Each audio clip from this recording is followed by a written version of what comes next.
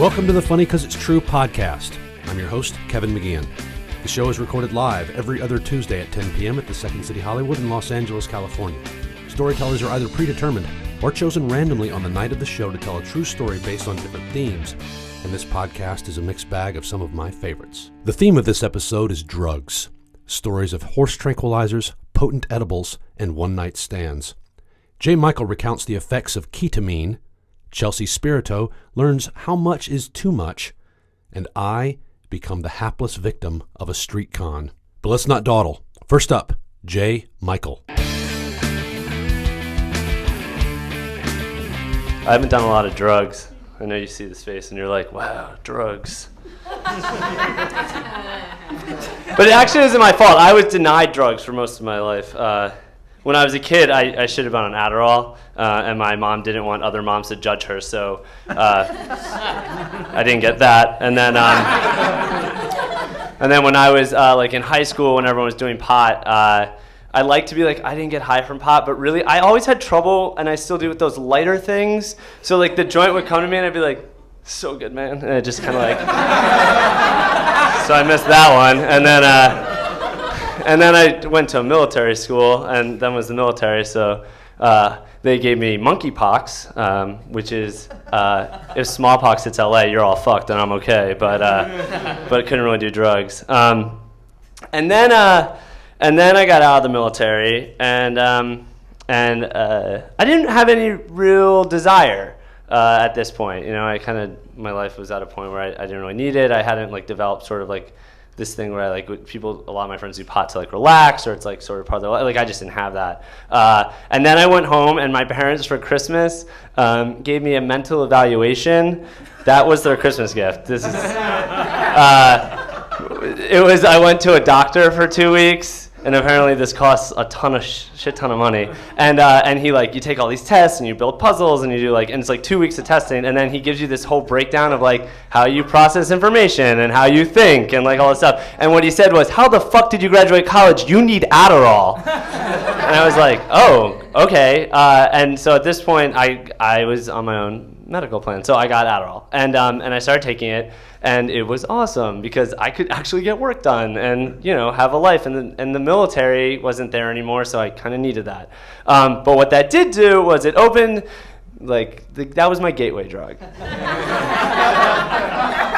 So, you know, because at first, you take it and because I need it, like, I don't get like crazy like other people do, but you definitely can feel it. And I'd get all this work done, and it was really productive. And then my friends would be like, "Oh, you have Adderall? Can I have some Adderall?" And at first, I used to like just give it to them. And then like half a year later, I was like, "What the? No, that's $10." So this isn't going on the podcast. And then the next thing that happened was. I was dating this guy in San Francisco, and he was like, we're going to Coachella. And I was like, okay. So we went to Coachella, and we met another friend there, and he was like, hey, let's all do E. And I had never done it, and I wasn't in the military anymore, and I was like, oh, okay, cool, yeah. So we did E, and I spent the whole night shirtless and being like, I don't feel anything, man. I really don't think I'm high. I mean, what are you supposed to feel? I mean, does someone feel something? I don't feel anything. I mean, this is crazy. Oh my God, that girl's really pretty. No, I really don't feel anything. And until they just left me, and then I just danced and talked to whoever was around me for like all night. But the next morning I was like, E is pretty cool. And so I would do that very rarely, but every once in a while. And then I came back to LA, and I moved in with these two guys. They were like together, and I was like the roommate. And I didn't realize at the time. I thought like Craigslist. What could go wrong? And they're referred to like. I don't know if people are gay here, but they're referred to as gym bunnies or circuit queens. They're basically giant ripped dudes who go to circuit parties, which I have never been. But they would take all these steroids. Like I remember they were like around Christmas a couple years ago. They were going on like some gay cruise, and our house looked like The Wire, the Christmas special. There was just like needles everywhere. It was so anyway. So I like I decided at that point to make a decision. I was like, you know what? I'm not going to do anything that I can't control, and I'm not going to ever shoot myself with anything, with the needle. And I tried to make it like it was this moral stand, but really it's like I have to be in control. I don't like not having control of things. And I'm scared of needles unless I'm drunk, because in the military we'd be super wasted and come home and it'd be 5 a.m. we have training, and I would IV myself and other people and go to sleep. So when I'm drunk I can just stick needles in like there's no tomorrow, but any other time they freak me out. So I was living with these two guys, and I was dating this guy in San Francisco, and I had not really done anything besides eat, and even that, not that much. And we go up to San Francisco for New Year's. And I tell my roommates this, and they're like, oh, guess what? Our friend is throwing this giant house party in San Francisco. Why don't you guys come? And I was like, that's great. We don't, it'll be fun. So I'm in San Francisco, and we go to this house party, and I'm just hanging out at the house party, and it's they cleared out this whole huge room, and people are dancing, and people are doing drugs, and I'm not doing drugs. I'm just kind of dancing and listening to music. And my roommate comes up to me, and he's like, hey, man, do you want this? And I was like, what is it? He's like, it's E. And it was this little gun that you stick in your nose and shoot. And I was like, I don't think you do E in a gun. And he's like, no. He's like, no, it's K, but it's cool, man, it's cool. Okay, since you all only do pot apparently, K is a horse tranquilizer. And I stuck it and shot it in my nose, and it was awesome. The lights were better, the music was better, people I didn't like were fun, I was having a blast. And so about 30 minutes later, my roommate came back, he's like, do you want to do it again? I was like, yes, I want to do it again. And so I shot another thing in my nose, and that burns like a bitch, but it was going to be worth it. And then I thought I had robot legs. But only the bottom half. And I was convinced that everyone was leaving the party, but I couldn't leave because I had robot legs. And I was really thirsty. And whenever they had lights in this house, whenever the lights turned yellow, I could move, but any other time I couldn't move. So it was a little bit like yellow lights. Nope. Yellow lights, and it was like this. So that went on, and then I became convinced that Dare had fucked me up. I became convinced that I was going to be the new guy in that video, when you're a kid, where they're like, this kid did it once. Look at him. And I was like, God, my mom is going to kill me, because I don't know why I cared at that point. And so probably about an hour or so goes by. Honestly, I have no idea. And then all of a sudden, it was done. It wasn't a gradual come out of it. I was just not high anymore. And I felt really high, happy high that I didn't have robot legs. And then I was like, I should probably find out where the hell my boyfriend is. And so I walk outside, and he's standing outside with this cup. And he's like, I look at him, and I was like, oh, shit. And he goes, it's a magic cup. And I was like, what? He's like, it just keeps filling up with booze. It was torrentially downpouring, and he had been drinking rainwater for 2.5 hours. And that was the last time I did K. Next up, Chelsea Spirito. Up until recently, I was not a big drug user, and now that my foot is broken, I am a walking pharmacy. Go ahead and see me after the show. I have every pill that you could possibly want right now. My boyfriend Chris, the same one that was trying to purchase Kevin for the night, both of us hadn't done a whole lot of drugs beyond drinking, smoking pot every now and then, and we decided that together we were going to dip our toe into the experimental waters, per se. And starting out low, we had a friend who had a roommate who was a baker by profession. And on the side, she would make pastry edibles, sell for extra money. And the two of us, having not had a whole lot of experience, were super excited about this. Can you get us some of those edibles? Is that a thing? We're trying to be really slick about it. So the roommate procures 4 small mini muffins, about yay big. And we're like, oh my God, this is so cool. It's a body high? I've never had and so we get them Saturday night, and by Sunday, we are itching to try these. And a quick side note, If you've ever done edibles before, the rule of thumb is, if you don't know how strong it is, take half. Take half and wait a half an hour before you even think about taking another piece. We were not informed of this rule. So each of us eat a full mini muffin, and we're getting ready to go out that night. We had two places we needed to stop. So we eat a muffin, and we're getting ready, and suddenly it dawns upon me, God, these muffins are really small.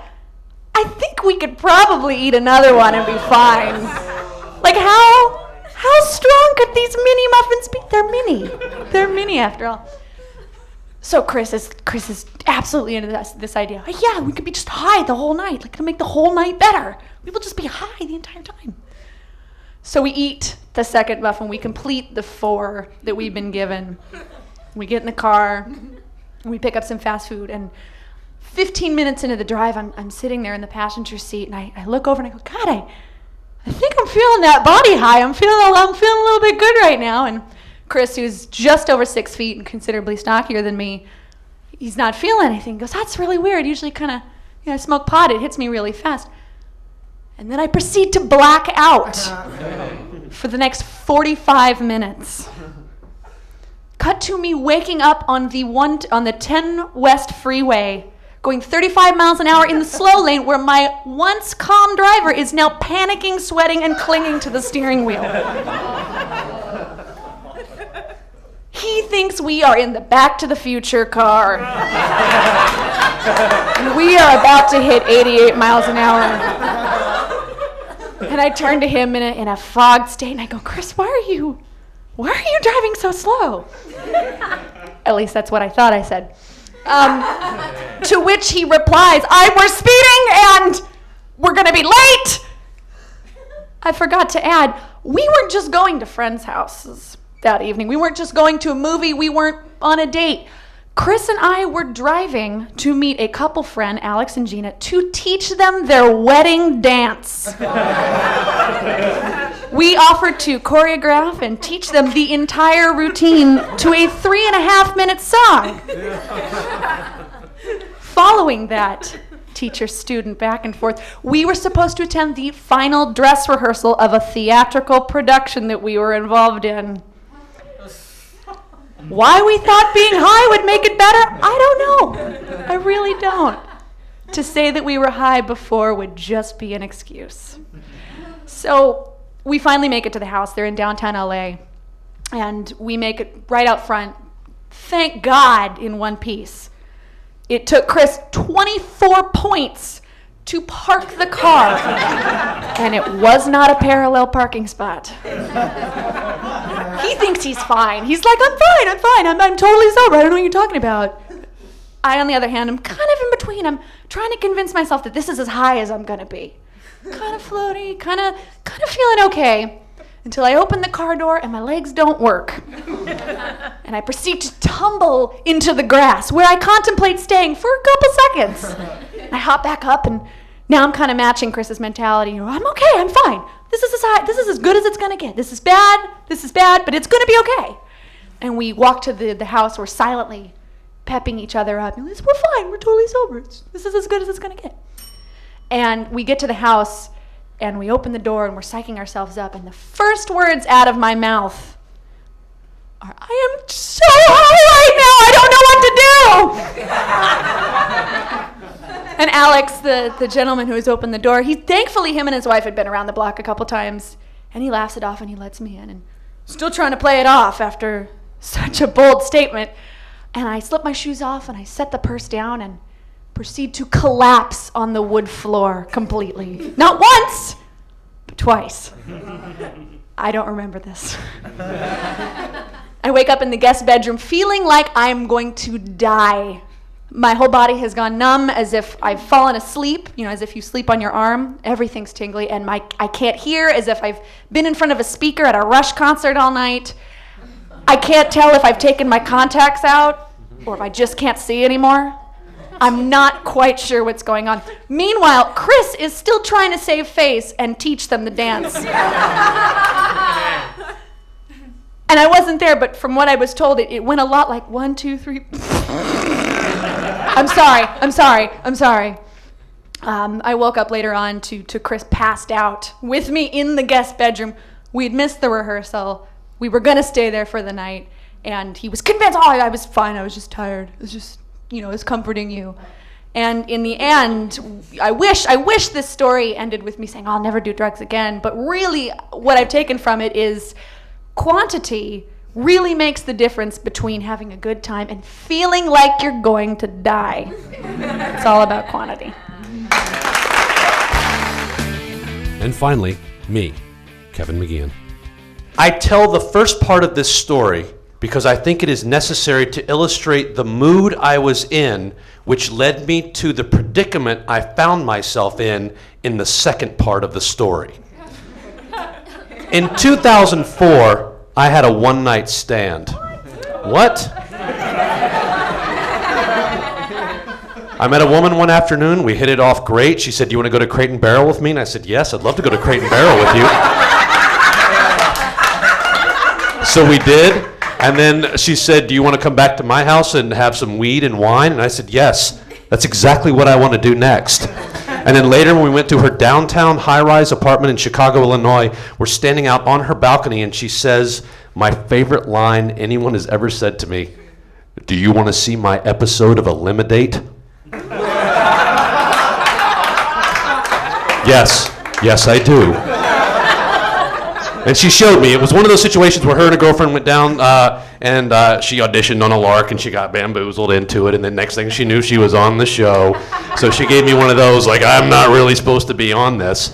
But as she confessed to me, she ended up winning it and sleeping with that guy for a few weeks. And then they fizzled out.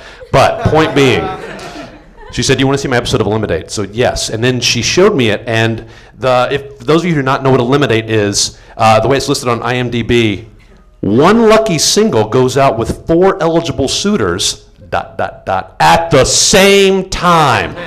So you're going out with 4 people, and then each of those 4 people are required to fight and be mean to each other. And this girl was not necessarily mean and didn't really want to fight, so she was telling me that she had to be goaded into saying mean things into the camera. And she didn't want to say anything bad about these women that she was with, but she was compelled and she was forced to. So, and for one of the women, she said, well, I guess she could use a tan. So they cut out the "I guess" and just edited in with, "She could use a tan." So that was her insult to someone who did not deserve an insult.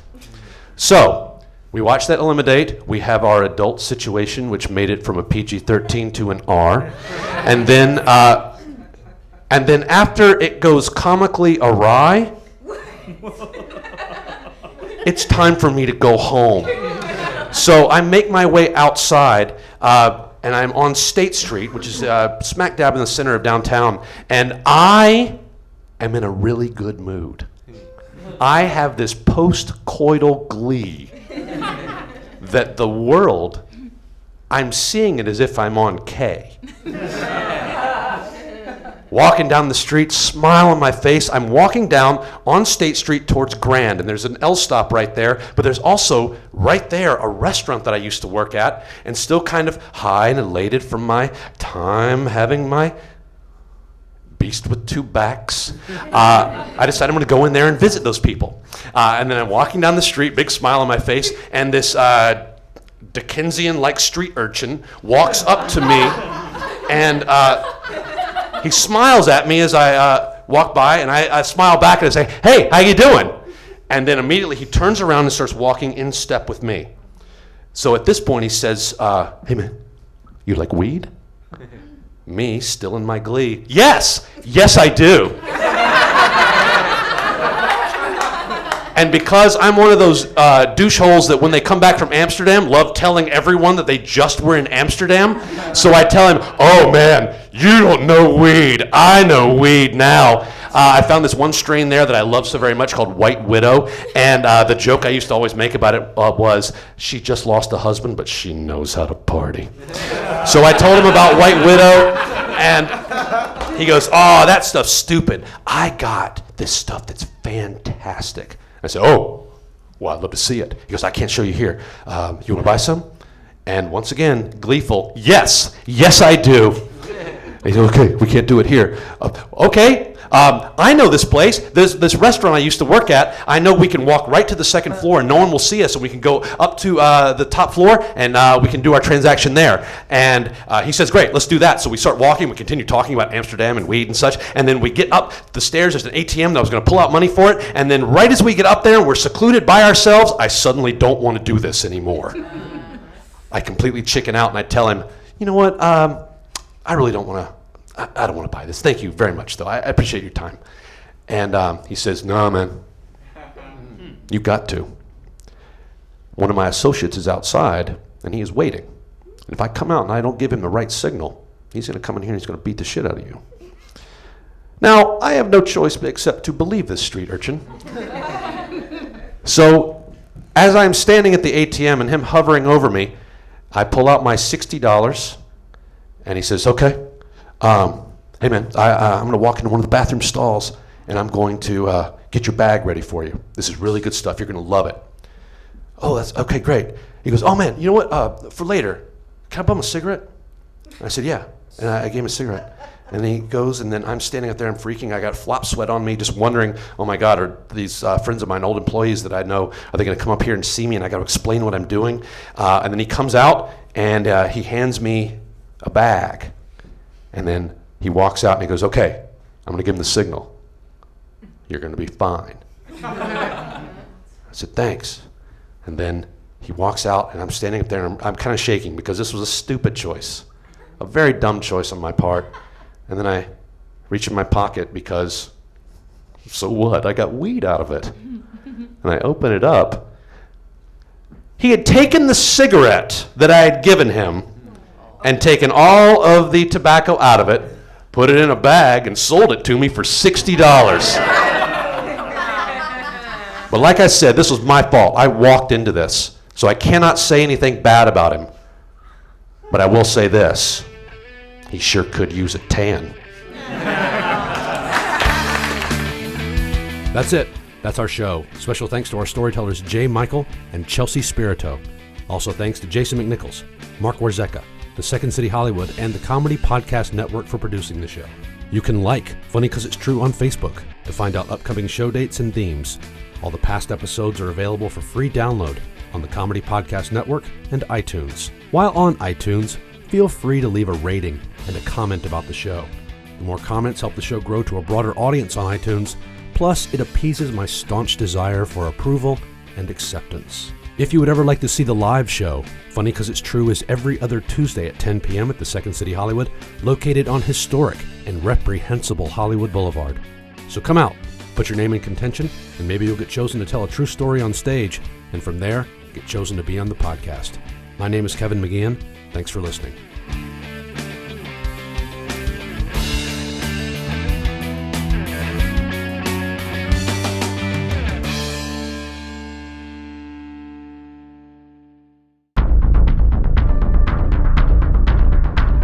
You have received this transmission from the Comedy Podcast Network. For more shows, visit comedypodcastnetwork.com.